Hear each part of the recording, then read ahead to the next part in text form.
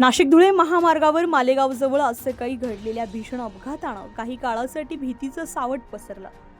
पुण्याहून शहाद्याकडे निघालेल्या एसटी बसच्या चालकाला अचानक भोळ आल्यानं बसवरील नियंत्रण सुटलं आणि भरधाव बस रस्त्याच्या कडेला जाऊन थेट 2 झाडांवर आदळत खोलगट भागात पलटी झाली.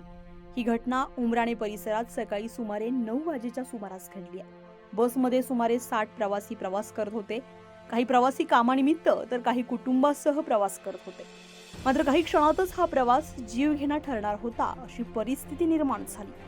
प्रत्यक्षदर्शी प्रवाशांच्या मते बस वेगात असतानाच चालक अचानक अस्वस्थ झाला. त्याला भोवळ येताच बसचे स्टेअरिंग सुटले आणि बस सरळ रस्त्याबाहेर जाऊ लागली.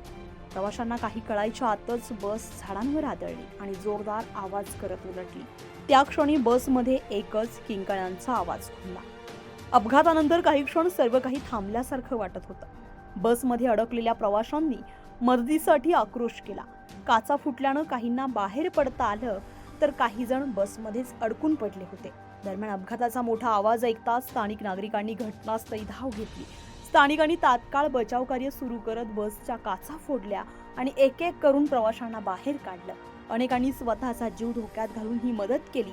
यावेळी काही जण जखमी अवस्थेत बाहेर पडताना रडत होते तर काही जण धक्क्यातच शांत बसले होते.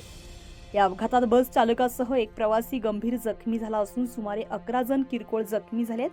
सर्व जखमींना तातडीने मालेगाव येथील शासकीय रुग्णालयात उपचारासाठी दाखल करण्यात आलंय.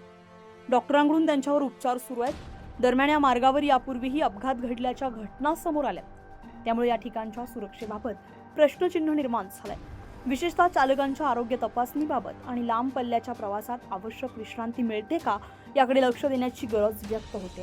सुदैवानं या अपघातात मोठी जीवितहानी टळली असली तरी काही क्षणांचा निष्काळजीपणा किंवा आरोग्याची अडचण किती मोठं संकट ओढवू शकते याची ही घटना ठळक आठवण करून देते.